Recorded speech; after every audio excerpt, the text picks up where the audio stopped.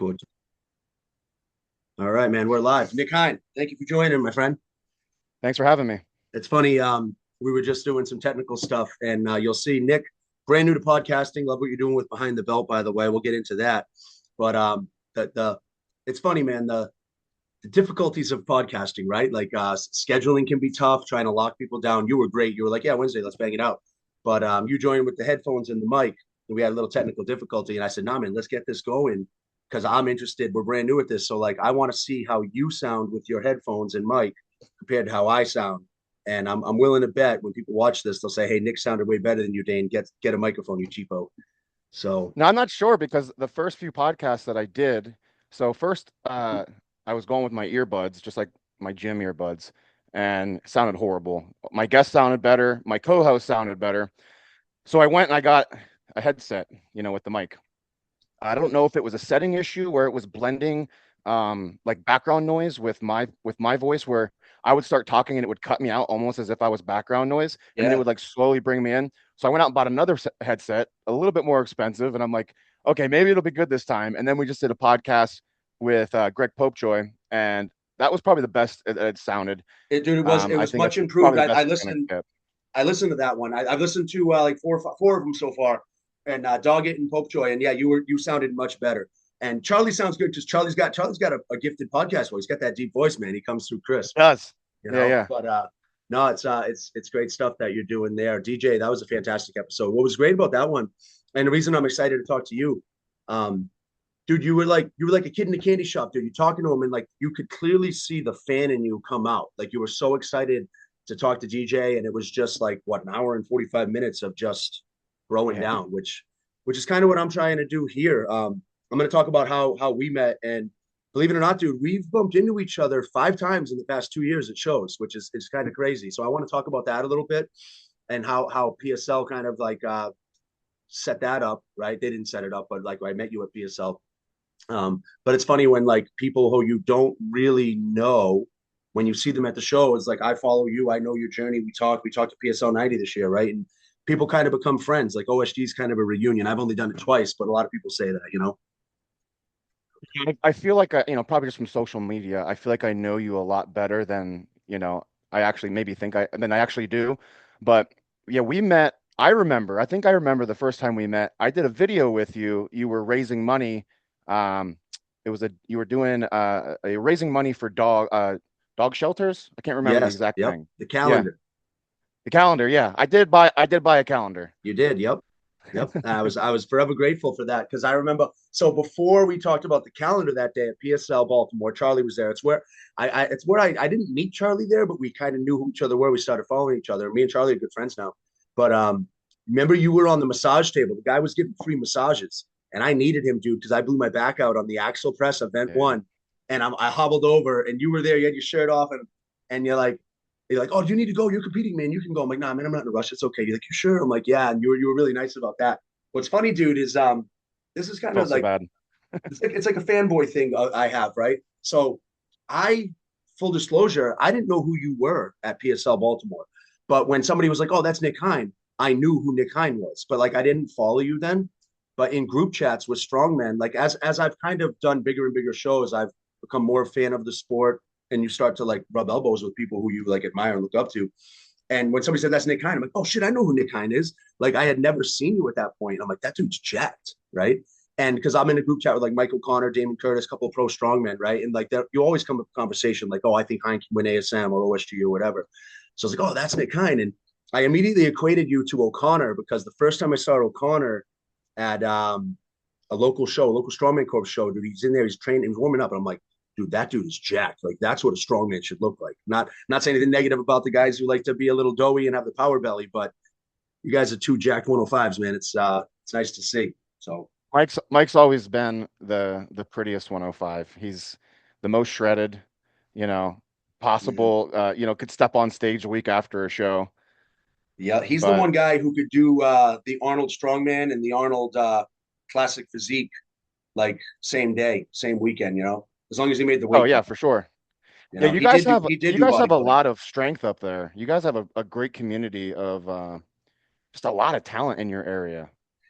It's not bad, man. I saw some rankings came out today, and Massachusetts wasn't on the list. And maybe that's more because we don't have that many shows. But we have a lot of good gyms. Dude, I am within 90 minutes of like six or seven really good Yeah. strongman gyms that have like power stairs, stones, finger fingers. Like, dude, if I need it, I got it. And like, I know some guys like where you're out in PA, it's a long drive sometimes to get to places like that, right? Oh my gosh, yeah. I've had to, makeshift most of what I've done over the years. Training for like a block press, I had to make my own cement block, and hope it wouldn't break when I dropped it. But the closest strongman gym to me is probably Evan Singleton's old strongman gym. It's about 2.5 hours away, Oh like a my decent God. strongman gym. I mean, there's Yeah, but some that's a smaller commitment. ones, but that they have some good stuff now. So it's getting better now, but that's why I've always trained by myself and just tried to draw a crowd in to my little community, just selfishly wanting people to come and push me and train with me. Yeah, I'm trying to build that now. Even though I have top strength 20 minutes away, I started going to a little Ollie gym a mile from my house, dude. It's like invite only, basically, 50 members. I had 3 or 4 strongman Saturdays training for OSG, and all, call it 3 hour days. So 12 hours total of training. Only one person came in the gym while me and my homies were training. It's kind of nice. Wow. It's kind of lonely. It's got the garage gym feel, but it's like a nice warm facility with 25-foot ceilings. Like we could do sandbag tossing there once I get those. So I'm just slowly accumulating equipment as I need it, because it gets expensive, dude. But Your yeah, main we're gym blessed now? up here. What's up? Is that your main gym now? Yeah, that's my main gym. And then like when I need stones, I go to Top or I'll go to my coach Nico's gym. He's got stones about 12, 35, 40 minutes away. Titan Oh Barbell's a man. great spot up about an hour north of Boston. You just got to deal with Boston traffic. But then we got another place called Spin. We got Lightning Fitness, which is one of the best gyms on the Lightning. planet, right? An hour and a half away. And I got a bunch of friends there. You talk about going into a gym and like seeing a bunch of like OSG top 10 guys there and Kevin Candido, Mullet, Aiden Howell. There's a bunch of great guys. Matt Mills, the owner. You can't Yeah, go but into a you're one of place those like guys now. we're getting there, man. It's nice. It's nice to hear that. We're working on it. But Don't undersell yourself, man. You did fantastic. I enjoyed watching you the entire weekend. Man, you proved that you belong there, especially as, you know, technically a 90 kg guy in a 105 world. I mean, that's a big task to overcome. And you ended up doing pretty well. I mean, you have I to be appreciate that. really, really proud and excited for, what's to come. How old are you? I'm 41. Okay. So yeah, you just broke into that class. Yeah. Yeah. Yep. My training age is relatively young. I started powerlifting at 35. Before that was all bodybuilding. So you beat up the muscle, but not the CNS and the spine. So I feel Mm. really good. Injuries are starting to pile up a little bit, but not bad, not compared. I mean, I know you're dealing with the knee one. We'll talk about that. But yeah, it's funny. You say it's like perspective, right? The going up to 105. Like I've done 105. I've walked around at 245 pounds, but probably like 25% body fat. But I'm kind of a tweener now. I cut down. Really, the first 90 kg cut I did for real competitive strummer was the OSG qualifier. That was the second time we met when you were there with Charlie up here in the Northeast. But so kind of like I'm still trying to chase that open 90 kg glory because that's my most competitive class. But I've got a lot of people in my corner, like an O'Connor, like a Camby dude, my coach. It's like, do I stay 90? Do I commit to the bulk? And I qualified for PSL again. I'm going to give it one more year, man. I'm going to give it one more year at 90. Well, why can't you do both? Why can't you stay where you're at and do both? I repetitively use this as an example, but many years ago, I competed with Emmanuel Piscari, and I just saw over and over he was competing in these open classes, but he was competing as a 231. He wasn't packing weight on going to these shows, but he Yeah. was using these heavier shows to elevate himself. And I've said this before. Sometimes you compete and you only train to the weight of the show, so you're not really pushing your strength, in all areas, right? So sometimes I feel like we limit ourselves just to, accommodate for the show, that we're not taking away from too much from other events, but realistically we could be pushing our strength a little higher. And that's Yep. what I thought one of the advantages was for myself when I did the 125 show was, I mean, how often as a 105 are we running around with a 350 sandbag? I mean, not too often. Usually we're in like the 300 to 325 range. I mean, like carrying those bags, 1,000 pound yokes. But then I can take that strength and I can bring it back into the 105 class, which was the idea, pre knee surgery. But I think that's one thing that sometimes people miss is just if your strength is above what the weights are at the show and you're always just training to those weights, you're not pushing past, you're kind of limiting what you're able to do. You're absolutely right. It's funny. Kind of a mutual friend, Mike Ramirez, who we're going to talk about too. He's been like a mentor to me. He's 10 years younger than me, but he's pushed me to do shows that scare me, like 2023 USS Nationals. I was looking at 2 zeros going into that show, and I didn't like the events. He's like, oh man, come do it with me. You got to push yourself. And up until that point, I'd never failed. My first zero in strongman was at PSL this year, the PSL qualifier on the log. But you're absolutely right, dude. If it doesn't challenge you, it doesn't change you, you should attempt weights that scare you. And what better place to do it in competition? So like now, and I have done that, right? I've competed 105 SC. I competed in a fun heavyweight show against Eric Dawson, the owner of Titan Barbell. My buddy said I have a degree of separation with Big Z because Dawson competed with Big Z. So never afraid to push myself. But then now, the funny thing is, it's not to try to sound cocky at all. You get to a certain level. I did OSG last year, right? I won a regional qualifier. I did PSL this year and did pretty well. I don't get excited to cut to 90 for a local show. Like I don't ever want to cut to 90 to qualify for anything. If I'm going to try and qualify for like SC Nats, I'm going to do it at 105 because now you can go down or up, right? Same thing. I compete masters. I don't really have any interest in doing a local masters show. I did one 2 weeks ago for fun. It was a team comp because I was banged up from OSG, so I just wanted to do the lighter weights. But like I'm not ready yet to ride off into that sunset of being an old guy. The injuries aren't bad. Like I don't want to just do a master show because like, oh, I can just viper all the log reps. I want to try to qualify by doing the open stuff. But you're absolutely right, man. And a lot of people are And you're not. afraid to sign up for shows for that reason. They're afraid to zero, man. It's a big problem with novices and Yeah, stuff. I see it a ton as a coach, and it's you're not being arrogant when you say that. I think I think it's a benefit for you. So I think you're choosing the right path. Um, because mainly because if you are doing a bunch of these smaller shows, you're putting yourself in a situation where you can get injured for something that's not really worth it. Mm. So I'm not being arrogant, I'm just being honest with your level of talent. You should pick high level shows to do within your realm, right? Within the 90 kg range, within, okay, um, PSL Masters, like high quality shows where you can go in, maybe it scares you a little bit and you can push yourself. Like it's just me, offering a bit of advice. But if I was there, I am sitting here with you as a friend and I'm saying, I think, and it depends, right? Because sometimes you just need that little wake up show to say, hey, I do this for fun. So Yeah. like it depends on like what the weights of the show are. But I tell guys like that, just like go up a class, go have fun, push yourself. But you know, have a season, you know, give yourself an off season. Don't crush yourself unless you're John Doyle. Um, Yeah. He's but I insane. think it's smart. I think it's smart. Yeah, it's funny, and a lot of high level strongmen will say the same thing. And that's the mindset I like to emulate, right? The guys I look up to locally at first, like an O'Connor, a Canby dude, my coach Nico, etc. Now guys like you, as I branch out, you all have the same mentality, right? And that's admirable. And it's funny, yeah, you say that. Like I remember I listened to you talking to I think it was either Greg or DJ. I think it was Greg, just because I listened to that one this morning. When you went up to 125 PSL. It was like a fun challenge. Obviously, it probably scared you the weights, 1,000 pound yoke, whatever. But like, there's less pressure, right? Because you don't want to have a built-in excuse of being the little guy. But like, it was like a side quest. I mean, that's a huge side quest, dude, to go up that class. At PSLs are always big shows. They bring in the talent, dude. It's not like you did a local 265 show. But Yeah. I did that last year after OSG. I jumped in a YOLO show with Ramirez at New Year, New PR, Josh Dodgers' show. I went against one of your guys. I don't know if Landon's still with you. Landon Harris, great kid. We had such a He's great out day, doing life. Him and his brother, they're out lifing it up. dude. It's funny. I'm probably partly responsible for that because I talked him into taking a chance to become a carpenter because he wasn't Yep. happy in his career. And I said, That's what dude, he's I'm an doing. electrician. I do pretty well for myself. You get your license, you can print your meal ticket. So, but what a great kid. And I remember I went against him at 105. He beat me at PSL Baltimore when you were there.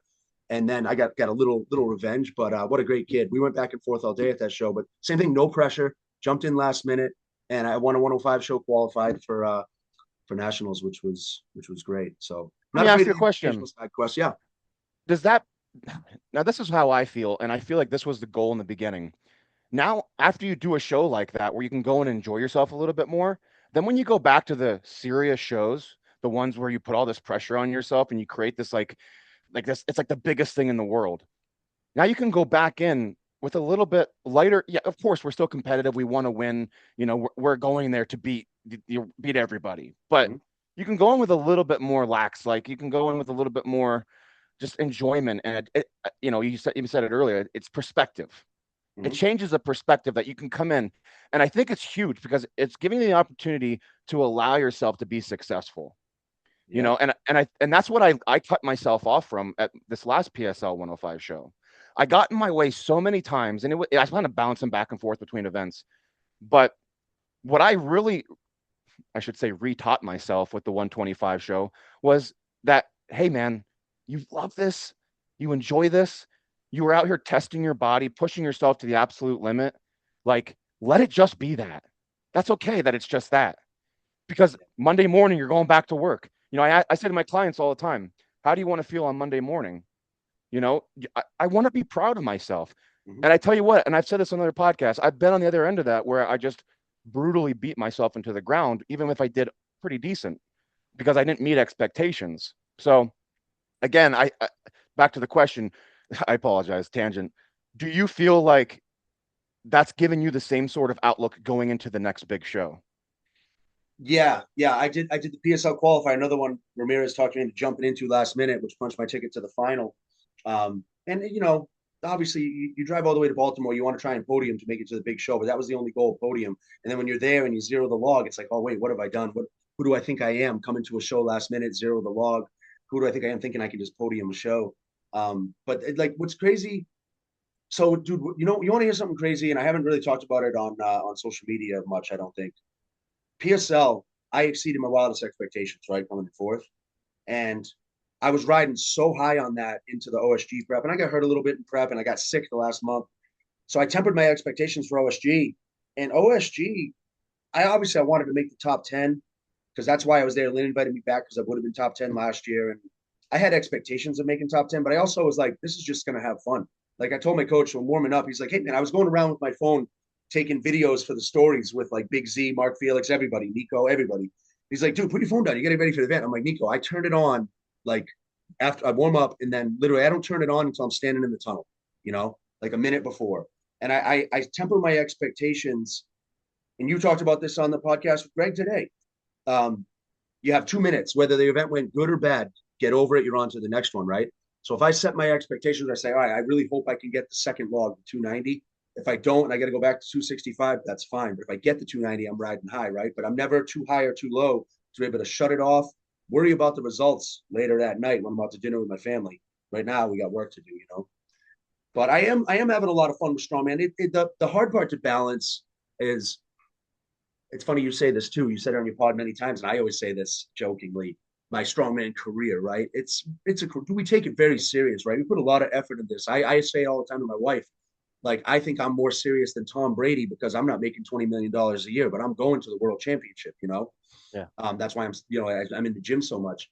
But we do pay a lot of money to do this sport, right? Sometimes we make a little money. I've gotten some prize money. I know you have. But it's a lot of effort. It's a lot of work. It's time away from family sometimes. Which some people ask questions about that. We'll talk about that with your wife and kids. And But so you should have some expectations, but you also should absolutely have fun with it. You know. yeah. No, I completely agree. And I think you know, I'm trying not to make any expectations moving forward, but just because after the LCL reconstruction, I'm eight, almost 9 weeks in. I'm trying not to create any expectations, but you know, I'd like to think when I go back, as long as I go back, that my mentality, my perspective will be primed. You know what I mean? You're So coming back, dude. Don't say that, son. yeah, You're coming back. You know. yeah. I just get Just worried. I get worried, and I'm trying to keep myself in check, so I'm not like creating expectations of. It's more of like a safety net, like so I'm not like, okay, I probably will be good by May for PSL 105. And I don't want to do that to myself. You know, I want to, you know, because like today I'm out in the gym right before the pod and I'm like, okay, I got the SSB set up and I'm squatting 135. I'm squatting 135 Hatfield style for 10 reps and I'm trying to control, you know, my knee from not kicking. You know, it's like that's where I'm at right now. You know, yeah. and I'm like a 700 plus squatter. So like again, just trying to keep myself down on earth and not, I still have big goals. There's Of still course. things I want to do. I will, I will hit a 400 plus pound log this year. That is one thing I am going to say. And I know I said it last year, and I Yep. think I would have if I didn't tear my LCL. I tore my LCL actually right before OSG. It was an initial tear. Um, and then I just continued to make it worse over the year. I think the final tear happened at PSL 125s, but the full tear rather. That's that hard part because you're like, all right, I can work through. I got a little shoulder thing. I don't know what's wrong, but I'm like, all right, it's I can press, so I'm gonna keep going. I'm gonna keep going. Now I'm in the off season. Like, should I get imaging? Well, I don't know, but then maybe I tear it off the bone. But that's part of the sport. We got to make that decision. Do we push through or do we back off? And sometimes, how old are you? I'm 30. I'll be 36 next 36. 2 weeks. We talked about that at PSL. So you're still young, right? Um, but it's like you can't help but feel like your competitive window might be closing, but there's so much opportunity.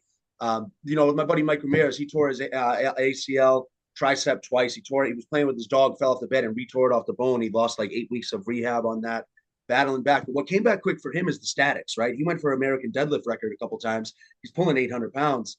So the statics come back quick. Sometimes it's the moving things, the real athletic stuff. So the more you can do lightweight working on that, you'll come back. And maybe it's weird for me to even say this because I haven't ever had a major injury, but talk to people who have like your support system, like you said, you had some friends, but then talk to your family and stuff too. And like, when you come back, just know are you truly 100% Nick Hein again? Are you ready to do PSL 105? Because you could jump in, but what if you come in seventh out of 30 guys? Are you happy with that? Like, would 2023 Nick be happy with that? Absolutely not, right? You've podiumed everything. But it's 2026, Nick, now, and maybe the knee's not fully back yet, but you can come back and do what you love and stay in the sport. And then eventually, like they say, ACLs, like you look at the NFL, like receivers and stuff, they come back in a year, but they're not really back for a year and a half or so. No, I'm actually glad you said that. I'm grateful to be here on this podcast today, but I'm always looking for the universe to speak to me. And I think I really needed that note you just made there of which ties in perfectly, of course, to what we're saying. And it was like, would 2023 Nick Hein be happy with that? No, but again, back to perspective, you got to find that grace with yourself of like, okay, what can you actually bring to the table? It's kind of a silly comparison, but that's why I get mad when I have clients who will randomly max something in the gym and they get pissed off because they didn't hit the number. I'm like, did you prep for this? No, then shut up. You Yeah. know what I mean? So it's like, okay, well, we're coming out of this type of injury that you've never experienced. So you can't have expectations. So again, I come back to that same statement of like, I'm trying to stay on earth. I'm trying not to create some sort of like, this is where I should be. Yeah. Yeah. That's probably the And best way I could say it. and again, like it's far away from me to say because I've never dealt with a major injury. So people are like, oh, Dane, shut up, you know what you're talking about. Because I mean, I've dealt with that. Like, I mean, dude, even right now, coming out of OSG, I always have the post show blues where there's no major goal right yet. Like I'm setting micro goals because the next show I might do might be a pro am in the summer or PSL in September.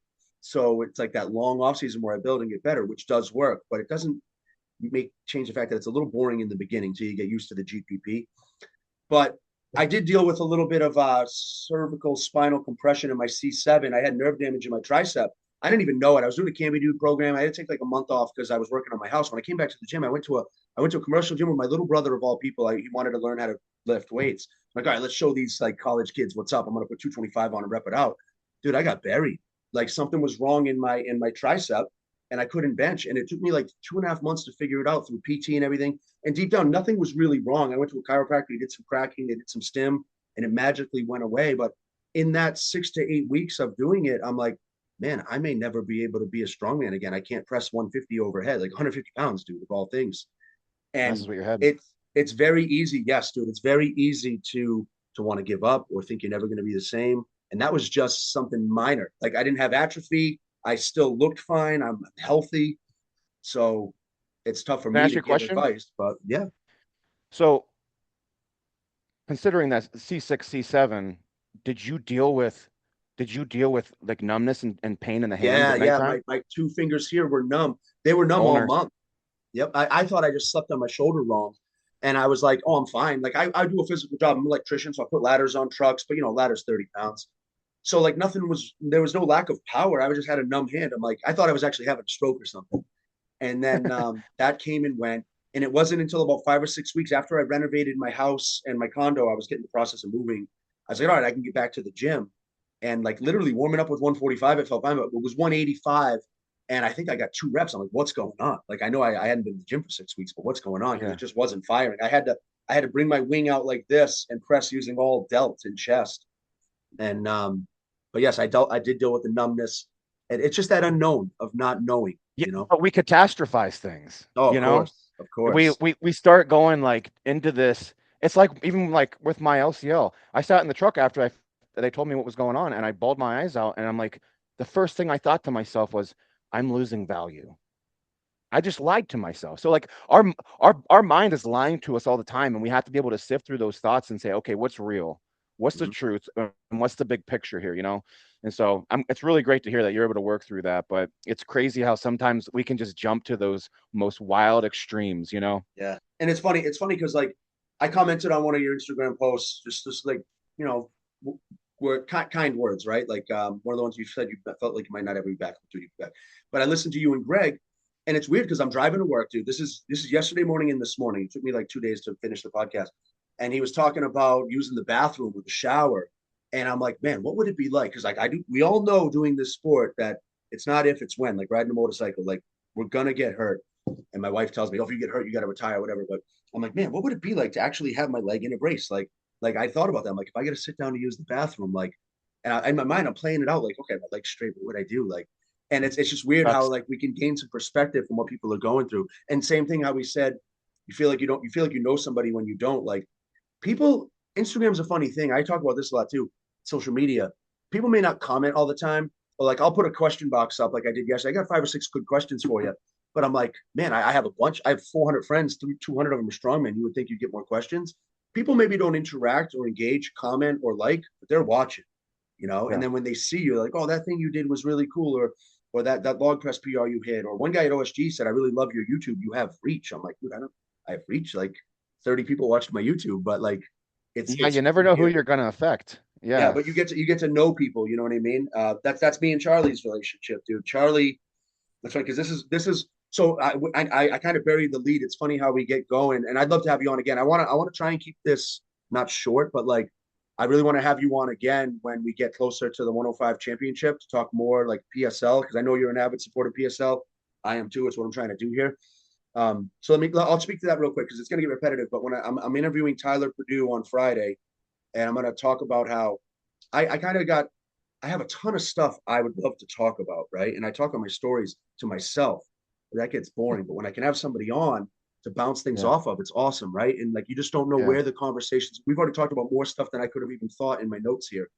Yeah. And We haven't even what I'm got gonna into it yet. we haven't got into much of what I wanted to talk about yet in the Yeah. questions, right? We got to get to the questions for the fans.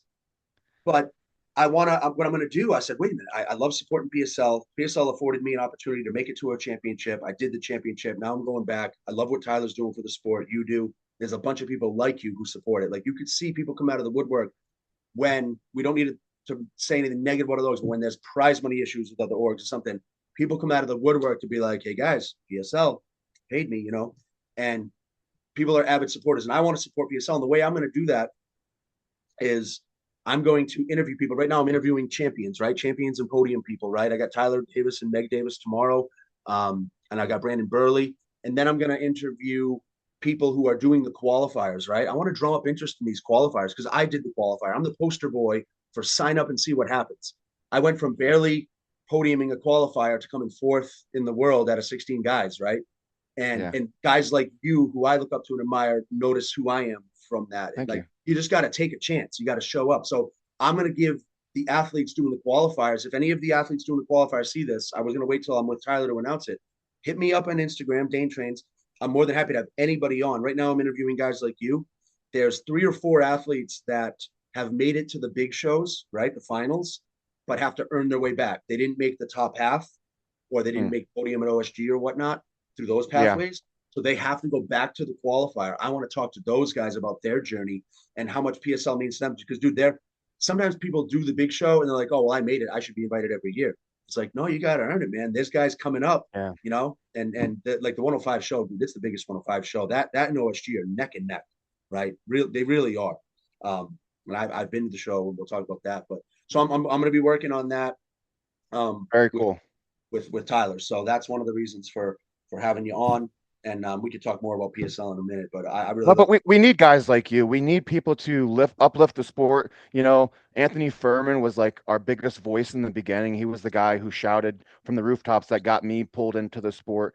Well, my pops did. He got me pulled in, but he was the one who drove it home after my first 105 show was OSG, and then I'm like, oh, what is this Clash on the Coast, which was the pre-PSL, of course, Mhm.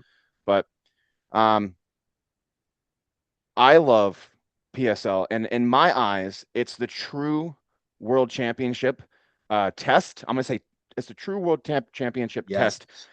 Of course, it's not the world championship title, and I understand that and respect it. But a 10 event show, you're going to find the most well-rounded athlete. agree, You know, 100%. You I said mean, that with Greg. Yes.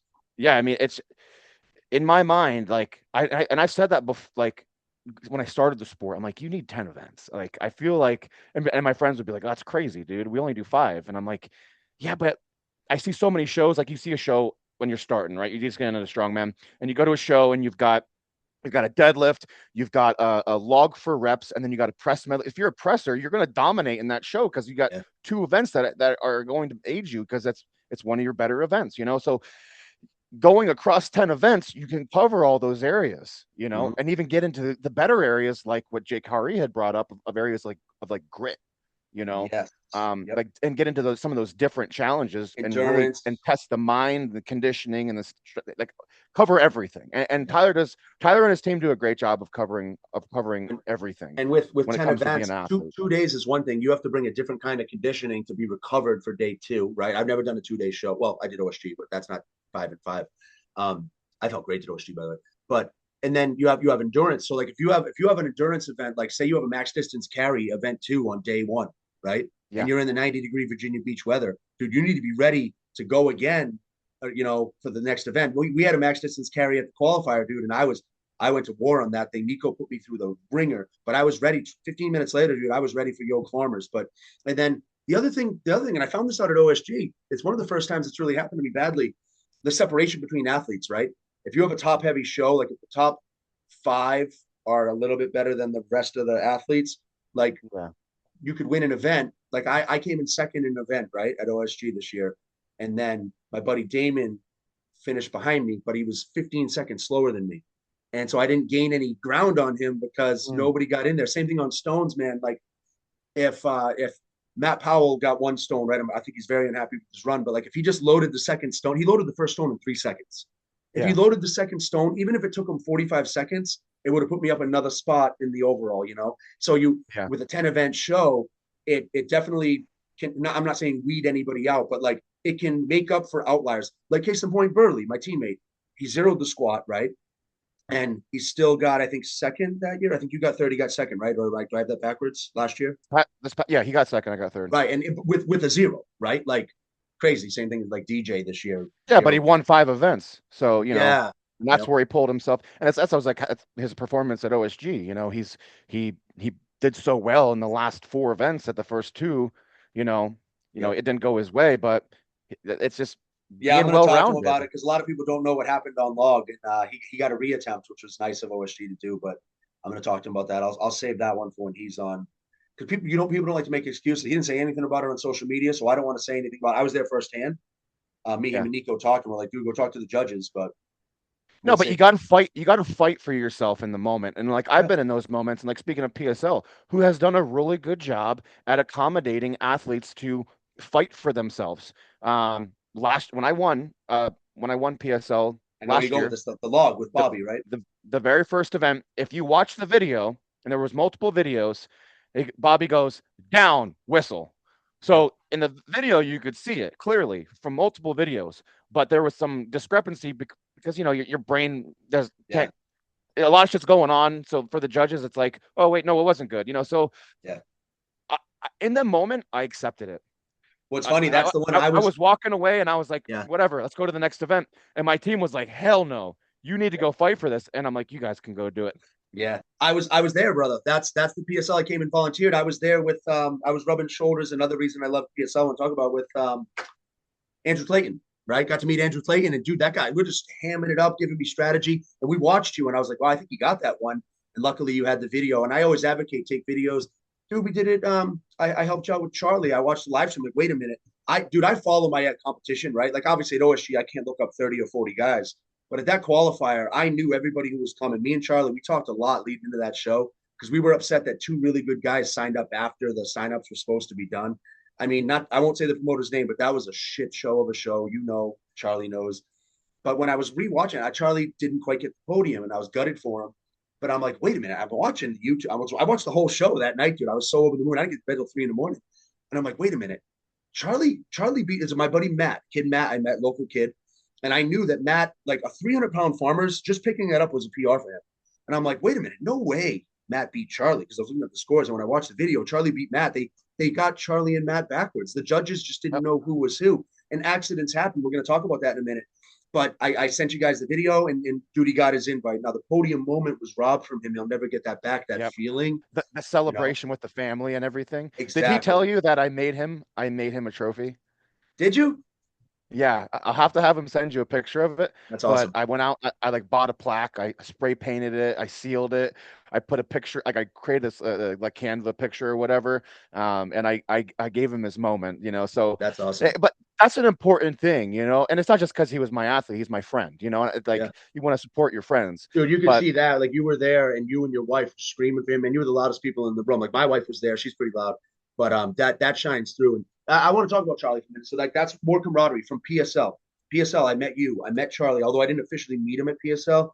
We followed each other after. And then there was I think he donated to the calendar too, which was very nice. But there was a PSL charity thing, and I realized I'm like, wait a minute, nobody's donated to this. They have like 500 athletes, like all these followers. So I kind of free post. I'm like, guys, this is crazy. Like you get to do free shows, free merch, free notorious lips. Nobody's donating. And Charlie donated $100, and I didn't really know who he was. I'm like, brother, this is insane. Like that's a lot of money, dude. And he said, I really like what you're doing, and keep up the good work. And I'm in a fortunate place to be able to help out. So I respected the hell out of him for that. And when he signed up for the Northeast Regional, obviously we want to beat each other, right? Me and Charlie are friends, but dude, to this day, we want to. He wants a rematch, right? Because we're 1-1. He beat me at nationals. We found out we did nationals against each other 2022. But that whole show, we were in each other's DMs talking about what events could go good, and we were hoping we would go 1 and 2, no matter who went 1, who went 2. We support each other, and I'll give you some credit because you have some good guys. Christian Case, I think, is he still with you too? Right, I met him at OSG, but when I went against Charlie, going into that show, people look at the roster, right? And like, I don't know about you, I do. I look like, oh, can I beat this guy? He has this big of an overhead, this big of a deadlift, right? And my buddy Damon, right? Damon Curtis, you've competed with him. I don't know if you know him. He said, oh, Charlie's one of Hein's guys. I don't think you can beat him, dude. And I'm like, right when he said that, dude, he put a target on Charlie. That was before me and Charlie were like buddies too. So I was like, he put a target on Charlie's back. I'm like, I got to try and beat this guy just to like prove my buddy wrong. He doesn't believe in me. You know what I mean? Oh, he's probably just messing with you. Yeah. And it's funny because like, I like Damon. It's the same thing, man. Like with strongman, the crazy thing is like, you don't want to root for anybody's failures to help your own success. Like if I'm going against Charlie, if I see him hitting a deadlift and I'm like, man, I hope he only gets 5 reps because I think I can only do 6. But I'm there screaming for him. But also in the back of your mind, like if he doesn't get it, it's like, all right, you left the door open. We don't want to root for him to fail either. It's strongman's a weird thing because we genuinely want each other to succeed, but we also all want to win too. But we want to beat each other at our best. That's a good mindset of a champion too. And I know you have that too. Back to the statement you made earlier, like I'm a fan of the sport. So when I see someone going up to do something that maybe I could have, whether I have a possibility of doing it or not, I want to see it because it's so fun to see. Like I'm such a fan in that moment. It's hard to turn off when you're competing, but like, you know, seeing Aiden, which I know he later went and hit that record, but seeing him go for that record at the show, at the first event at PSL this year, like I was like a little kid. I'm like, this is awesome. You know, I love Aiden, but it's like, yeah, like we're going against each other, but it's not just the fact that he was already going to beat me in that event at that point. I just legitimately wanted to see it. I'm like, like I want to see this record fall. You know? You'll get him. I want to see him have this moment. And Log's a great event for you where you want to stack points on Log, right? Because you're one of the best. But you're like, yeah, I'll get him somewhere else, right? It's funny, Doyle. We talk about Doyle, dude. That guy's leveled up, right? You should get him on your pod. He's a great guy. He's a friend. I've competed with him a couple times now, and he's always up here doing shows because he does every show under the sun. And I have been in his ear for over a year. You can ask his coach Cooney. You can ask him if you ever have him on, telling him, dude, peak for a show. Like bring your best to nationals. Don't do double nationals. Don't do masters and open. Do open. You can do masters later.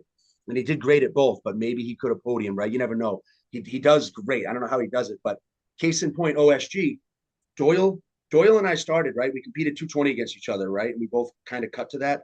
He went 198 for a little while. I went up. Then we switched. He went up. I went 198. I've made it to a couple of open shows like PSL and OSG.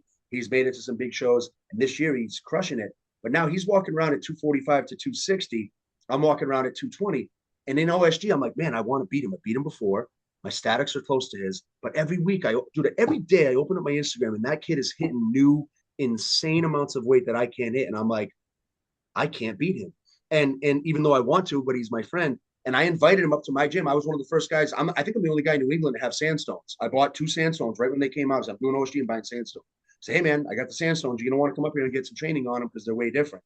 And he came up here and he dusted me in training, dusted me in a couple events at OSG. Jesus, And I Jesus. admitted to him, dude. I finally admitted to myself and to him that like until I truly do commit to like eating up into 105, I don't see myself catching him. Can I take a few events off of him once in a while? Yeah. That's again going back to that OSG 105 thing. It's like I can do both, right? And I'm very happy with 6th place, but of course I thirst for more, right? I would love to Yeah. get on that podium. And there's a pathway to get there, right? With a little more static strength in that, because that's not my game. And but it's like if I'm gonna stay dieting year round to be U90, I have to realize that I'm gonna bring my best to the U90 PSL shows, maybe to a pro am, and then Masters is a side quest where I proved I'm one of the top 10 right now, but that may not be the case next year, dude. People are aging out. Like I don't think O'Connor and Candido are gonna want to do Masters, but they're turning 40 this year. Nick O'Hare, Kip Leitner didn't show up, dude. Masters is getting exciting, dude. It's not a place where strongmen go to die anymore. I'll tell you that. No, no, it's definitely, I think we're seeing a lot more 40s, a lot more 50s. We're seeing that wave from, 10 years ago that started in strongman where, popularity started to grow. Like and 5, 10 years ago, we're starting to see that wave come in and like like you said, they're aging out. So it's like, you're going to see those classes grow. You're going to see more competitive 40 plus for sure. And yeah, I think 50 plus too, maybe not as much as 40, but yeah, Nick O'Hare, I mean, man, Candido, again, they might pull, uh, you know, a couple more years out of the 105s, which I hope they do, do it as long as you can, do as long as you can be I think they competitive. will. That's I mean, that's the thing. Like Candido is phenomenal athlete. Look, he just missed the podium at ASM this year. 2 years in a row, dude. If it wasn't for I was at ASM last year in Texas, and I was on the bag toss costume. If he could have just top 5 the bag toss, I think he would have locked in the podium. He's weird how he just flies under the radar. Even up here in New England, a lot of people are fan. Obviously we got Camby dude up here, one of the greatest 105s. O'Connor's great. We got Aiden, and then Candido's kind of flies under the radar. But dude, really, right now, Candido is the best 105 in New England in the Northeast, hands He down. he just keeps getting better. Like, yeah, maybe is he 40? I think he's 39.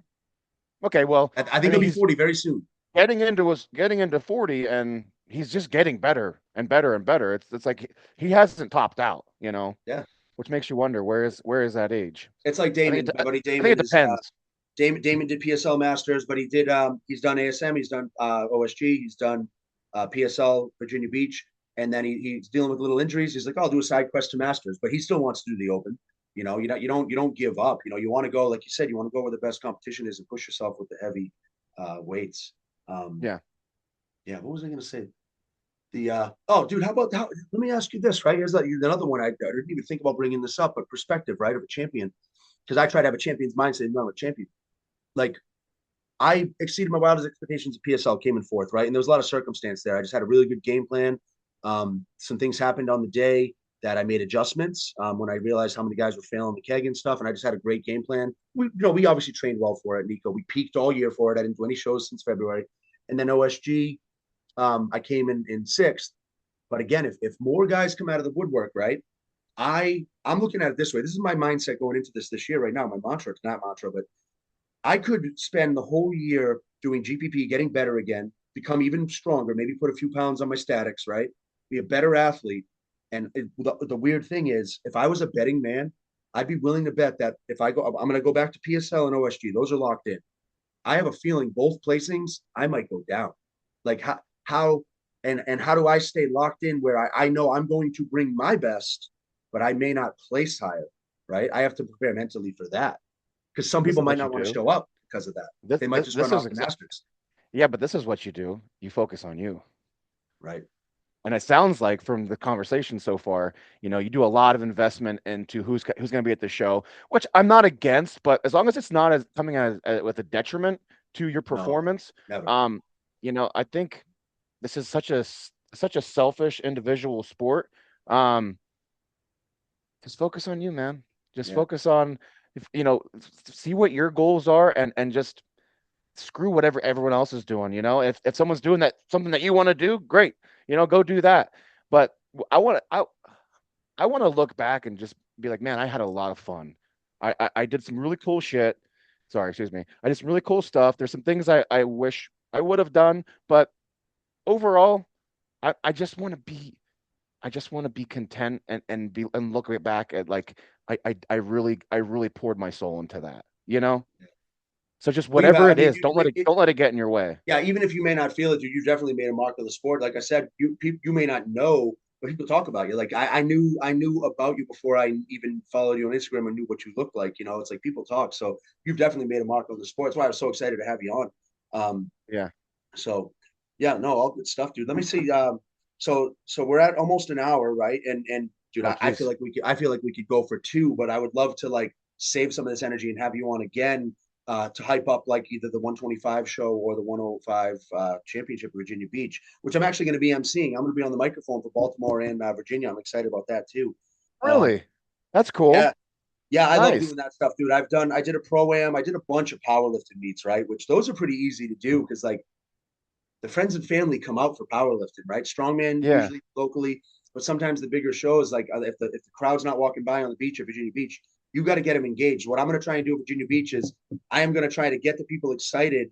Like stupid things I do is like when you guys are squatting, right? Like you squat, I think you had a 600-pound squat, right? They just see the big drums. It That's looks funny. very optically appealing. I say to the crowd, they're lifting 600 pounds right now. That's the equivalent of two refrigerators on his back. Yeah. How many of you can lift a refrigerator? And I try to get the crowd into it. And I want to get their attention and keep them there because you guys deserve that, right? And I'm really excited to see the value I can bring at Virginia. Baltimore's tough because, like, it depends on how much family and friends come out because it's not like people are just coming down to the gym in Baltimore to watch a show for a qualifier, right? But I'm very excited for that and to see where that goes with PSL. You were at 105s this past year, right? No, no, not this year. I was there the year you won, and that was one Mm. thing I wanted to talk about, right? So this will be a good segue to questions, right? And I gotta look. Dude, you talked about your daughters and like when you're gonna pick a show, come back and stuff, right? Dude, I remember. I think I sent you a video. I don't think I still have it. I was recording for Damon. It was either the deadlift ladder or the dumbbell ladder because they were head to head, if I remember right. It was indoors Mm. because of the rain. And I was down low. I got a front seat for my buddy Damon, and I took a video of yours. And dude, your two daughters were right there. That was they were there, right? I'm Oh yeah. not missing Yeah, something. yeah. They were there with your wife. And dude, I got an angle where I panned between you and I think it was deadlift, or it might have been double because I think you did really good on both. And I panned over to your daughters and like just to see them cheering for you so fervently, so supportive. Like, dude, that's what it's all about, man. Like, I don't have kids. It's like the one thing I'm missing. Like, man, if I don't have a kid, like I'm never gonna have like my little 4-year-old cheer for me while I'm doing a strongman event. And that's one of the questions I gotta get to it It's amazing. about family. Yep. Dan Matt Eager Powell's asked, okay, "What's go, that? sorry. You guys No, I go was ahead." saying Matt Powell's daughter was there with my girls, and they were just like they were the cutest things, man. They were all going nuts. His daughter is the sweetest. This past year, she was on the mic, and Matt Powell's out squatting 620 pounds, and she's yelling, "Go, daddy, go, go, daddy!" And like as a man with your daughter on the mic, when you're under that type of weight, Yes. like the thing that can do to you, that's like that one thing that can take you to the next level. It was one of the coolest moments, and like everybody who was there, I think for the most part understood how cool of an experience that was, Yeah. because it was so special for the both of them. And she's so little, she might kind of forget, but he's never going to forget that moment. Yep. And if the beautiful. videographer happens to get it on video, like especially in the HD quality, all that, it's like Eddie Hall says he imagines like calling on top of his girls. You get that mama bear strength, papa bear strength. And Yeah. it's funny you say that because as an MC, dude, that's the oldest trick in the book. When you see a little kid come up to the front and you're like this, you're like, hey, is that your dad? And they're like, yeah. And then you wait. You have to time it just right, like right when they're about to go into the squat or the deadlift that are powerlifting meet. You put that mic there and you get it right in their face. Go, daddy. And dude, the parents have come up to me after meets and thanked me. Like, dude, that was incredible. Thank you for doing that. It's like an oldest trick in the book, dude. It's like taking candy Talk from a about baby. Tyler putting together the right team, and it's like creating the experience for the athletes to rise them up as an athlete. Like that's just one small example of what, a good team can do. They can elevate the crowd, they can elevate the athlete's ability in the moment. Like I'm really excited to see you on the mic. It's gonna be I it's got gonna be fun to see. I don't know who did it last year. The year I was there was Yoni. I met Yoni, and he does a great Yep, job. I saw him there. I saw him at ASM. I think he does some work with SC. So I'm going to get the chance to do it this year. I'm pretty sure it's happening. I know I'm going to Baltimore. I got to book my flight. And then Tyler said, dude, if you want to do Virginia Beach, I'll sign you up right now. He's like, I know. I said, wait and see how I do in Baltimore. He's like, dude, I know you're going to kill it. Like you can do Virginia too. So I would love to do them all. I gotta like work on the wife because it's tough to take a bunch of trips. Virginia Beach. for sure. When I went for you guys to support Damon, it was supposed to be a bro trip with 3 dudes, and they all backed out. And I got a suite right on the beach, literally overlooking PSL. I said to my wife, "Hey, you want to go to the strongman show with me at the end of May?" She goes, "No, why would I want to go to the strongman show?" I said, "Babe, it's on Virginia Beach, like it's the beach on Easy one to Memorial sell. Day." And so she came sadly due to rain, remember? So like she was just like a little sad about that because she just wanted to sit on the beach and read a book all weekend, and it was cold and rainy. But we're gonna run it back this year. She's coming with me. We're gonna make a weekend out of it. So Dan Ager asks, and I think Dan has a little one. I don't know him that well. I think he's a Strongman Corp promoter and strongman athlete in New York, which is funny because I thought he lived in Texas. Um, what's it like having the family around for training and competitions and having the kids growing up and seeing you push yourself? Yeah, no, of course, as a man, you want to show your kids a certain way of life, without hounding them like, oh, you got to eat this and you got to be active all the time. Instead, you got to lead them like, hey, what do you think about joining basketball, or what do you think about swimming? That's something I've been dealing with my daughters, 10 and 12 years old, getting them into different sports. But in training, sometimes it can be a distraction, but it's funny because, as selfish as I can feel sometimes in those moments, I got to remind myself like, hey, maybe create a moment, create an environment instead of getting frustrated. And I had to do that a lot with myself in the beginning, just to like really, get it figured out. Because you're figuring it out as a dad. But we had a lot of cool moments. I've done tons and thousands of workouts with just the girls, doing like our own like mimicking of strongman events. My oldest daughter, when she's 12 now, I think she was 9 or 10, she cleaned and pressed a 55-pound log. Really? And oh, it was amazing. We had been practicing, and like I tried to explain to her like, hey, there's like a process to this, but she just wants to go in and do it, like, hey, let's work on some log picks, and like, hey, let's go over do some dumbbells. Like you can't explain it to them because they no, I want to go to the log. So we had worked on it for a couple years, and she goes in and she would clean it, and she couldn't figure out the press. Well, the one day we go in, and it's just me and her, and she just blasts this log up into the air like a pro. And I'm like, what the heck? Just I'm like jumping around. Like it was one of the coolest moments, man. I'll never forget it. And thank God I Yeah. got it on video. I like going back and watching that. So like that's a cool dynamic. But and like overall between the training and the competing, it's just number one, it's you're trying to, again, to show your daughters a certain way of life, but it's such a motivation to you. Like, okay, I train alone all the time, but I can't discredit or push aside the fact that when I do go to a gym, there's like this thing where when you're around people, like you can't be failing lifts, and you can't not be finishing a set. You gotta do what you're there to do. But when Yeah. I'm there with my daughters, it's like sort of the same thing where, I'm like, I have to get this. But then there's that other weird thing where I'll fail, and they'll be like, oh, they didn't really care. And I'm like, crap, I just failed in front of my kids and my wife. Yeah, and it doesn't matter to But them. yeah, no. But And that carries you me. make yourself accountable because you think they're holding you accountable when really they just want to hang out and watch you lift whether you fail or succeed, right? Yeah, they just if you're doing something cool, they just want to be part of it. Yeah, we like create this situation in our minds of what it is, and it's usually not quite that. But having them there at the show. So let's see here. Yeah, so last year was the first year I really truly realized how invested they were in me and Strongman. Just seeing their reactions, and I brought this up before in a conversation with Charlie, and I have a picture of my daughter screaming for me. I'm doing like the sandbag Husafel carry at PSL last year, and she's so into it. She's like vein tendons coming out of her neck. She's there. She's with me. She's holding the Yeah. bag with me, right? Like this, the look in her eyes was so crazy. That's one another picture I love. But then at the very last event, I screwed up on the sandbag gauntlet. I also had a messed up ankle. Um, I sprained my ankle, but This was this year or 2 years ago, this was this was 2 years ago. right? The bag. The If I look, remember right, the bag landed on the post and it didn't fall, but it didn't go over, and you had to run back to it, push it over, right? Costing you a few yeah, seconds. yeah, amongst some other mistakes, but basically, they everybody thought I lost at that point because I was in first going into that last event, Yep. and the defeat on my daughter's face like makes me almost want to cry right now. I won't cry because I know what came after that, but and it just showed me how invested they truly were. And I love I made a little Canva app thing where or combo where it shows the picture side by side, and like that's like that one of my reminders of like what this can be for them.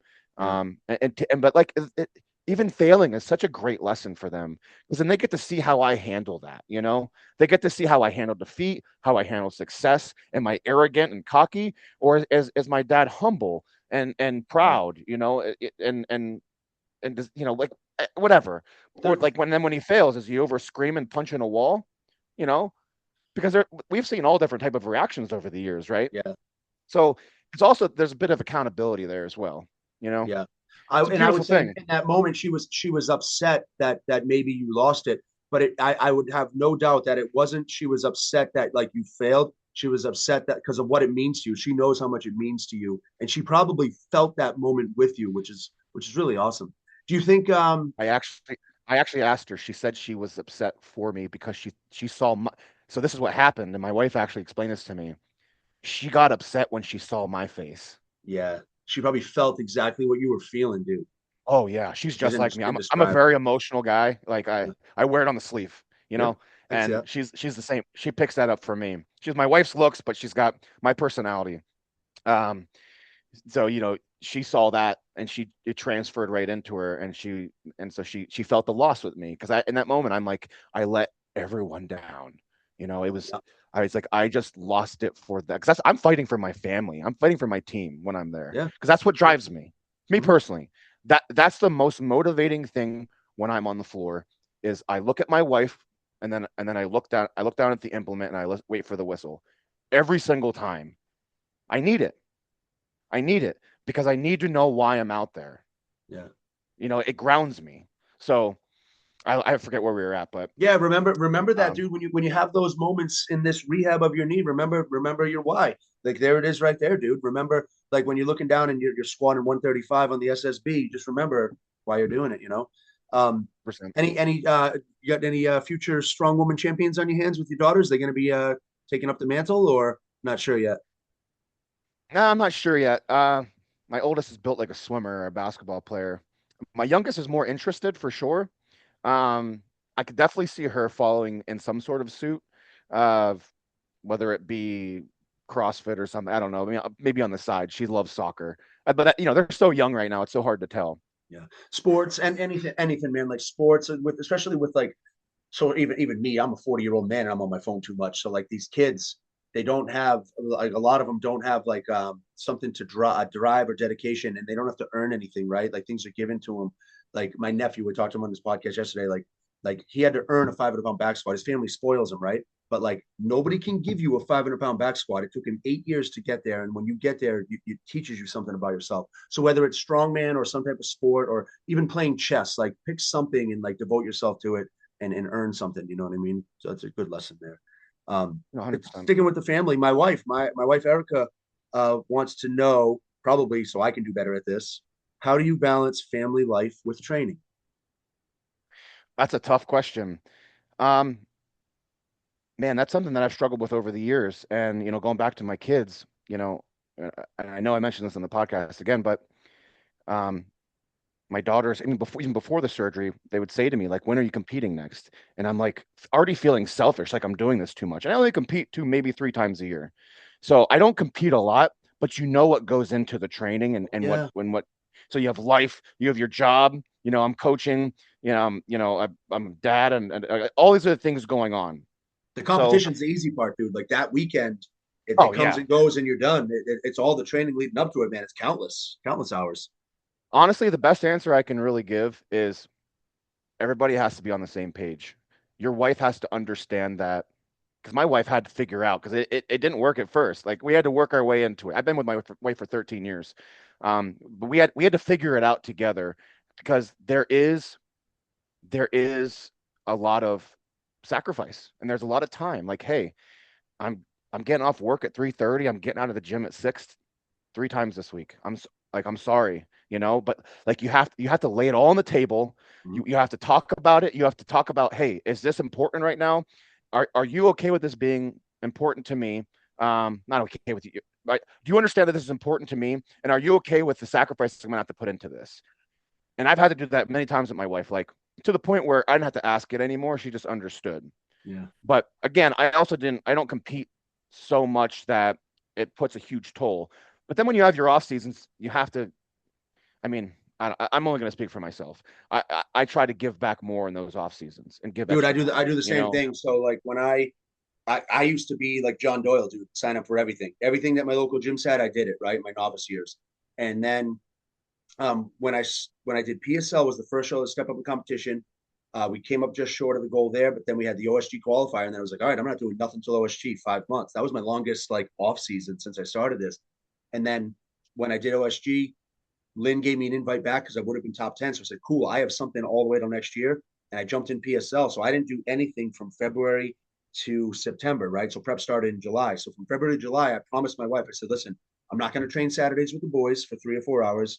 My wife did a powerlifting meet, dude. So for the first time, I was supporting her. I coach her. I would go to the gym with her and help her squat, bench, deadlift while my buddies were doing stones, and I would selfishly try and hang out with them while I was helping her. But like even now, like I train Monday, Tuesday, Thursday, Friday, so I'm free for the weekends for the dog and the wife and whatever. So I try to be less selfish because when I do go into prep, it's selfish time, and she's very understanding. We don't have kids, so it's different. It must be much yeah. different. But she knows that I have a limited window to try and achieve something because we can't do it forever. And I eventually am going to settle down a little bit and move on to different things, which I want to do the emceeing and this podcast stuff. I want to give other athletes a voice and stay involved in the sport in that way. Dude, the most fun I've had in strongman is volunteering at that 105 Virginia show.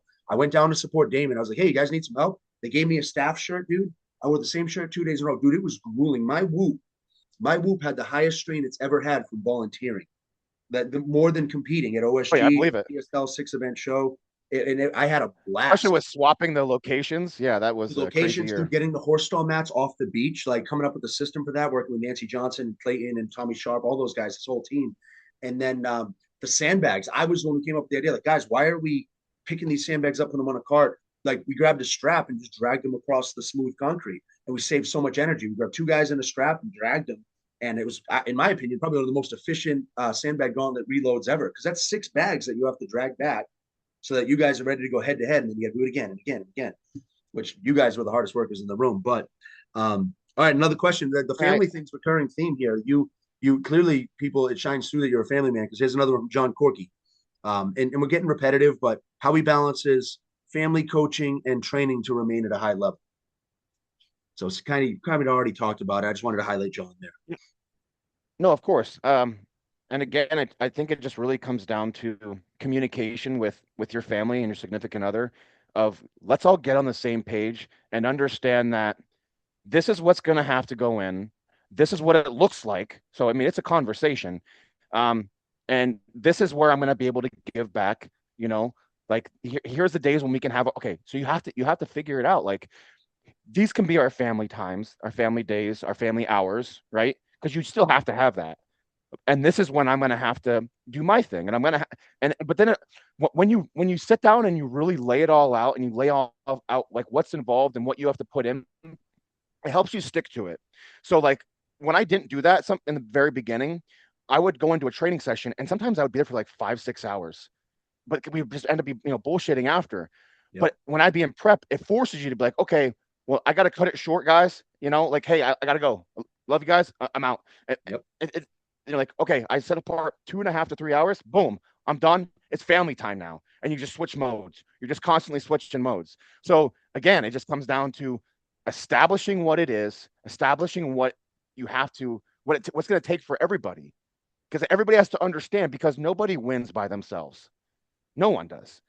It takes a team, it takes a village, Yeah. and I've had zero. None of my success I've had in the sport came by just me, the hands of myself. It's been the people in my ear, my family, my friends, who've just been there constantly for me, who've kept my head on straight. But we've all been on the same page to what it takes, what it looks like, and then every time you do it, you just get a little bit better at it. You Mhm. know, and so it gets to the point where we're not really having as much of the conversation. We're just kind of warping it to like, okay, let's now it's soccer season and we got to figure this out. So I take my daughter to soccer, my wife's at work, and I'm doing my conditioning over on the side. Meanwhile, checking in on my kids, Yeah. doing like little hit sessions, sprinting in the grass, bringing some equipment and stuff. So you find a way to make it work. You know, you got to figure out how you can sacrifice and get the job done and get the work in. You know, so it's tough. It's not easy, but you have to identify what really is the most important stuff. What's going to give you the bang for the biggest bang for your buck. Where you need a little extra energy that week. I need a little bit more recovery this week. I'm bringing a lacrosse ball with me to practice. My Yeah. daughter's soccer practice. I'm getting on the grass and stretching. Whatever I have to do. But it's like you got to be mindful of that, and always be accountable to where am I at and what do I need, and what does my family need, right? So it's challenging, but it's doable for sure. Yeah. You're a good man. I gotta hope my wife doesn't watch this episode. She's gonna expect a lot more out of me this offseason. I might have to edit that part out, dude. All right, we got a couple more. Um, Dan Eager, another question he asked: what's your favorite event from any PSL you've done so far? I'm gonna say Circus Dumbbell Ladder if I had to guess, listening to your podcast lately. Oh, that's a tough one. So PSL, not Clash. It said PSL. Okay, specifically PSL. My favorite event or favorite moment? Favorite event from any PSL. Okay, that's a tough one. Is even though I've had challenge with it and it hasn't always gone in my favor, I really liked I really liked the sandbag gauntlet. Um, I'm gonna go back. Uh, I love that we squat. I hate it in the moment, Yep. but I love that PSL offers that opportunity to throw something different in that other shows don't have. And I love to squat, so I would say I would put the squat into that list. Um, I would say those two for sure. Quick Yeah. answer. The sandbag gauntlet's a funny one because it's not long enough to be too much cardio, and it's not quite heavy enough that you can take your time. I found out the hard way because the 325 bag, I took my time on it. I thought I had plenty of time to beat Josh Pinkerton, and I didn't. I executed the load. I finished, but I should have went faster. But you guys at 105, man, you guys were flying. You, Aiden Howell, watching on the live stream, Alex Suckup, like Burley. You guys are flying, man. I think they got to make those weights a little heavier for you guys, which is brutal to say after a 10 event show. But But so we actually, because of the weather, we had to cut it short and we only did one round. So when I did the that's right this 125 year. Yeah. show, I did 3 rounds, and every round I got faster. I mean, the last one I didn't because there was a discrepancy, not a discrepancy. There was an unfortunate event with my friend Joey Zatmary. But I probably would have gone faster in that because every time you do it, you're forced to do it. You're tired, but you know what? Your body's capable of more. If you come in conditioned, you can rise above.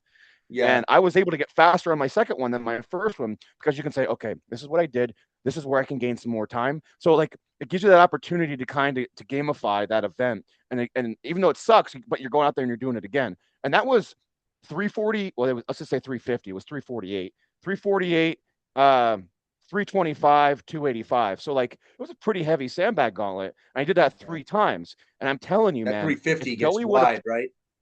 Like it's oh, such a and I go wide, I don't go tall. yeah. I'm a And horizontal guy too. I hate the vertical picks. Yeah. And I'm telling you, man, if I had to, I would have found a way to go faster on that last one, as tired as I was, you know. Yeah. But I thought that was really cool. I really like the you know the ability to gamify that. You know, if you look at my first time doing it, it did not go so well. No. But you look at the last time I did it, you know, it went a lot better.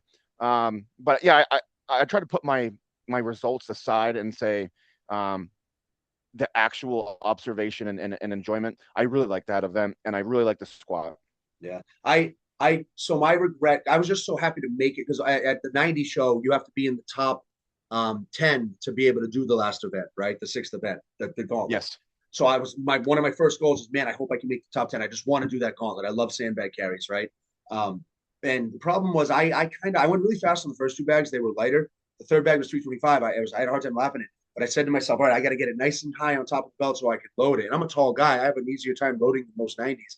I treated it a little too much like a max distance carry where you really want to hike it up and get it there. I should have went a little faster because, dude, I tell you, my adrenaline was flying high and my conditioning. Nico has me really well conditioned on sandbag carry type shit. And I was ready to go all night, dude. And that's my only regret that I think I got sixth in that event. I really wish I made it in the top five because I think, Tyler Davis, Victor Liegman, those guys are going to be really tough to beat. But I would have loved to see if I could have maybe cracked the podium on that event. But I maybe remember next year, watching right? your training going into that, and I was like, "Oh man, Damon, like you or Dane looked really sorry, I called you Damon. Dane looked really, really good in training. Like you were flying with bags, man. Did all And you right. and you looked very conditioned.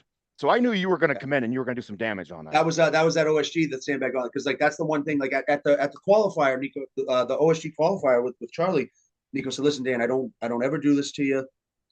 We'll see how it goes, and I know I'm going to be proud of you, whatever." But he said, "I fully expect you to win the max distance sandbag carry."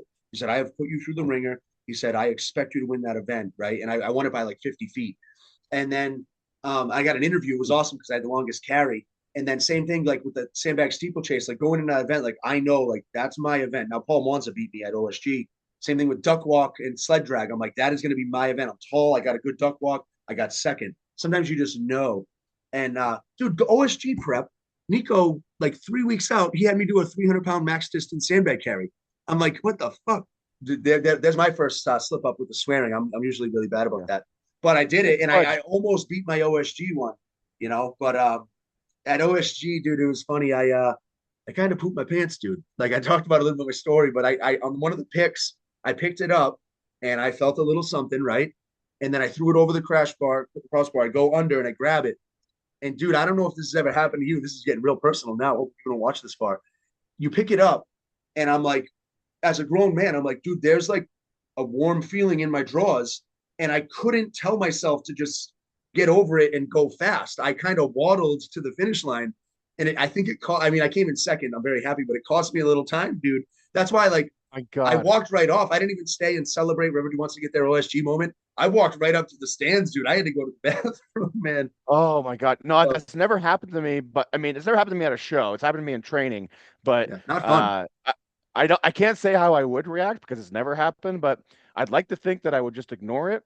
But no, I mean that could throw you for a ringer. It's weird. Sometimes That's you, like like certain one things. that you couldn't prepare for. Yeah. Yep. Because dude, I had visions of like not that you want to plan celebration, but I plan on doing really well in that event, and nobody had done. I watched the show, and nobody had done it. I'm like, dude, if I have a really good time and win my heat, I'm gonna jump up on the platform with the judges and like celebrate. And in that moment, I'm like, nope, I gotta go. I Can gotta you go. imagine if you would have just ignored it and then you jumped up with this big poop stain? Dude, luckily I had my Well, black god objects on. And the funny thing no. is, I did a funny pose for the what they said if you have an event wins. So I did this pose, and then the camera was looking for me, but I was gone. It was actually looking for me up in the crowd after I won that event. But all right, we got two more questions. One of them I think will end on kind of a funny note, and then I'd love to have you back on. But Sure. this one's from our friend Nick Canby. Has he ever had a good bowl of New England clam chowder? You know, it's been a while since I've had New England clam chowder. And it's never been like from a restaurant. So I would say no. I would say no. I had Is it like, not really a thing samples or out? whatever. You're out towards like Pittsburgh, or you near Allentown? Are you in the center of PA? Where are you? I'm like an hour above Harrisburg. Above Harrisburg. So yeah, closer to like Williamsport, right? Yeah, yeah. I know And the I was area from because I Harrisburg. I know used it's to cool. manage all the Santander banks, the maintenance. So I've been out there driving from Harrisburg to Williamsport. It's like 2 hours. I'm like, what do you mean it's 2 hours from those two cities? Like I can go from Boston to Providence in 45 minutes. It's crazy how Yeah. big it is out there. Yeah, you are in no man's land, dude. I live in the middle of nowhere, man. That's why I train Yep. alone. Because there's a lot of good Gold's gyms down in the Reading area, dude. There's a lot of good gyms down there. I don't know about strongman gyms, but there's some good gyms. Well, yeah, Reading is where McMillan's is. That's where Evan's old gym is. I love that gym. Oh, all They right. have everything, you know. So when I get a chance to go down there, which has been a long time, I do enjoy going down there. But yeah, it's that's 2.5 hours away, When I was man. down there for Not work, close. I would stop in at Daniel and Bailey's gym. I love that place, but they closed it down a few years Morehouse. back. Yep. I Yeah, would plan my I went to a Mark Bell seminar there. oh yeah. Yeah. Yeah, Oh, dude. she always had some good events there and stuff. The music was always rocking, dude. I'd go in, I'd buy a bunch of merch. It was like my yearly trip. I'd stop at Bev Francis Powerhouse in Long Island, just way out of my way. But I always planned my work trips around where the gyms were. All right, last question. So this is kind of a segment because I wanted to talk a little about PSL and about like the judging and and the volunteers and stuff, right? But we can say that for another podcast. Like we already talked about how Bobby didn't give you he gave you the down command, but it was mistimed. But Bobby, I think Bobby's a great judge. I don't know if anybody's Yeah. ever really questioned Bobby's judging, but Bobby takes the time. He almost takes too much time. Bobby, if you watch this, listen respectfully, like even at the qualifier, he'll take like a minute before every event. After he gave us all the rules before the event, I'll be coming up to the log, be like, all right, Dane, what's going to happen? You do this, you can look for this, you can look for good elbows, blah, blah, blah, like bicep to ear. And it like takes a long time, but he gives you I exactly like what you want. that. Yeah. And I like Hey, to, I this is think what I he's a this good is judge. what I expect to see. Yeah. Yep. And so the question, because you were volunteering at PSL 90, and Hmm. this is from my friend Mike Ramirez. Yeah. Why do you hate Bring it me? on. He said, why do you hate me? Deadlift is the only thing I like, and you stole it from me. No, no, no, no. Okay, so let me this is a great opportunity to explain the situation. So that was the first time that I judged at a bigger show. But it was just getting up with the pace of the show for sure. But we were rolling. Um, I was slow on one down call, but I disagree that I was slow on the other ones. And now let me explain. So I got my LCL surgery. This was after the show off, obviously, but I also had two teeth pulled. So during the show, I was having excruciating tooth pain. I mean, like it was pulling words out of my mouth. Like I forgot what I was saying to people. Like it was bad. And if you've ever had tooth pain, you understand that it's not fun. This was the first Oh time I've ever no, had tooth pain in my life. tooth and ear are the So worst. I'm in the middle of the event. Well, we're about to start. I'm sorry, we're about to start. And I go up to my wife and I'm like, dude, do you have any like Ambisol or something? Of course, she doesn't have any. We need to go to the store or something. You know what Ambisol is? It's like a Yeah, the lidocaine numbing oral. gel. Yeah, Yeah. And no one had any. So I'm like, all right, I'm just gonna do my best here. So in that moment, there was like lockout. One, two, three, down. Like there was like about 3 seconds. I was, and I knew he was locked out, but my brain just did not compute. You know, athletes make mistakes, yep. judges make mistakes.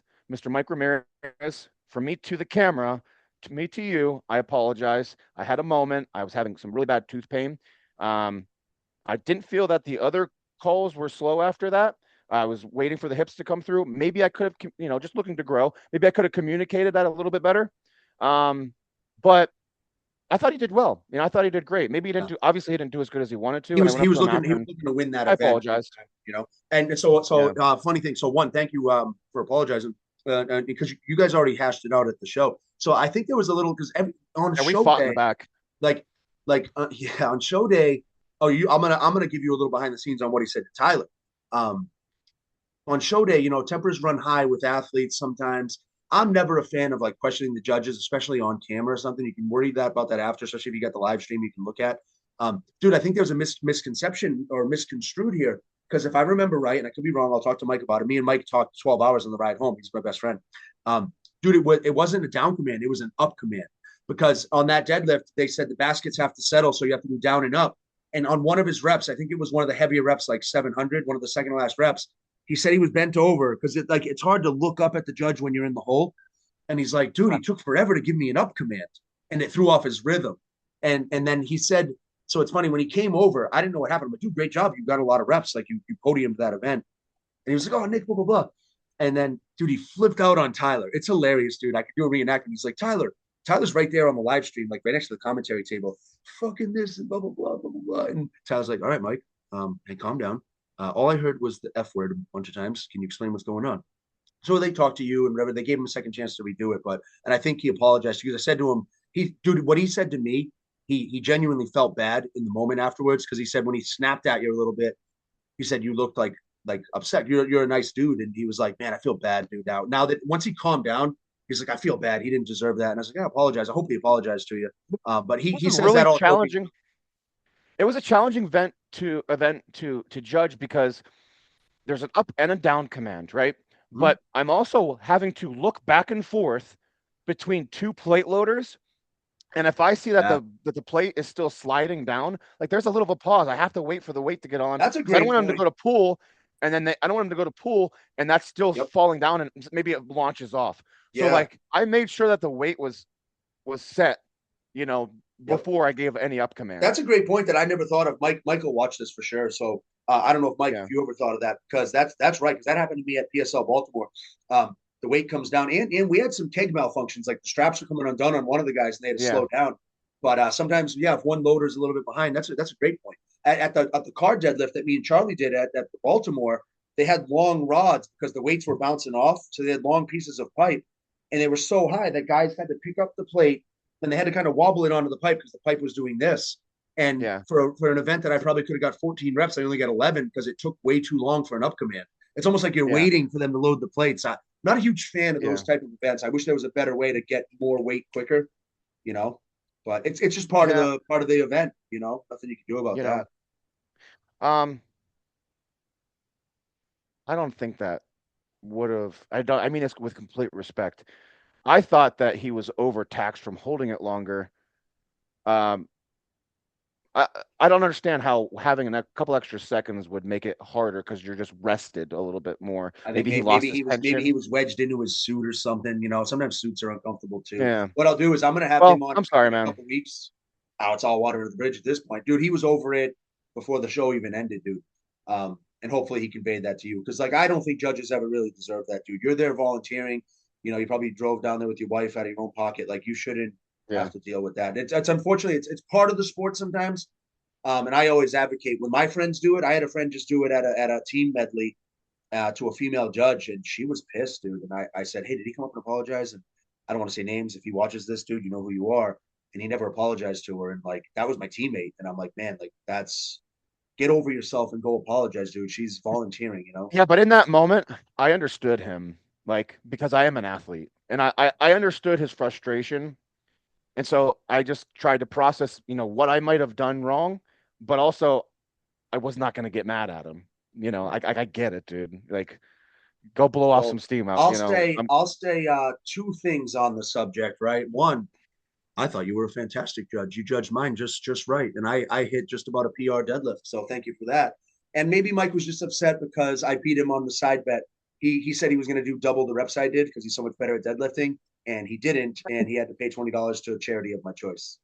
So Well, at least it went to a good cause.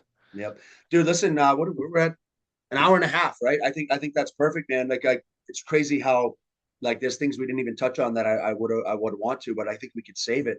It was really Yeah. nice talking to you, dude. It really felt like an easy flowing conversation. Keep up what you're doing with Behind the Belt, guys.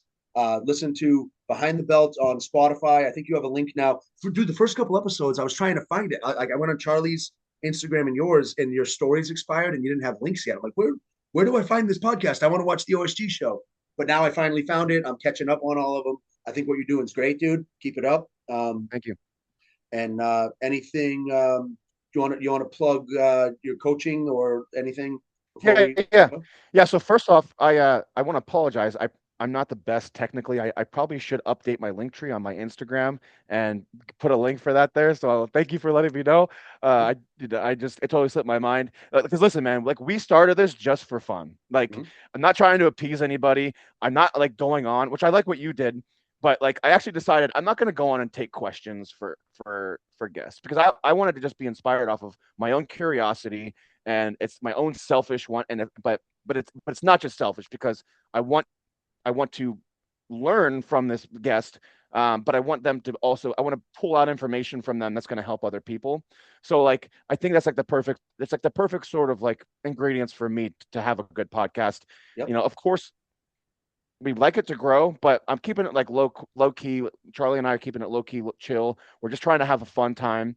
And we're trying to learn and help people grow and learn as well, especially like maybe some more novice and younger athletes. Yep. And that's just where we're at for now. But yeah, so check out Behind the Belt on Spotify. If you're looking for a strength conditioning coaching, I also do nutrition coaching. Hit me up on @Heinstrong on Instagram. It's probably the best place you can get a hold of me. But yeah, no, I really appreciate you having me on. This was a really fun conversation. I had a couple of notes that had written down based off of the conversation that we had. More based around PSL because I'm such a big fan of PSL. But again, like you said, we can get into that on another podcast. Yep. But Dane, I really appreciate you having me on. This was a lot of fun. Appreciate you coming on, man. Thank you. And we'll chat soon. Thanks again, man. Happy holidays to Absolutely. you and the family. Yeah, you too, brother. Thank you. Take care.